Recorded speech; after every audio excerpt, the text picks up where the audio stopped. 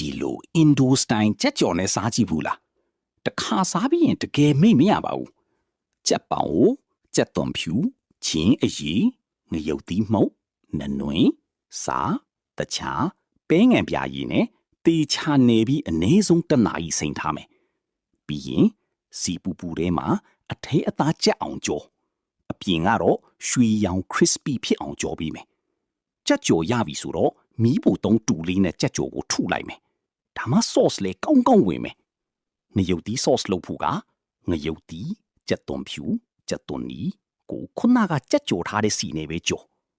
ပြီးရင် blender နဲ့ကြိတ်ပြီးတော့ခူးပဲကြော်ထားတဲ့ကြက်ကြော်စီနည်းနည်းထည့်ပြီးမွေးအောင်လုပ်မယ်နောက်ဆုံးမှာတံပရာကြီးစားတခြားနဲ့အရာသာညှိ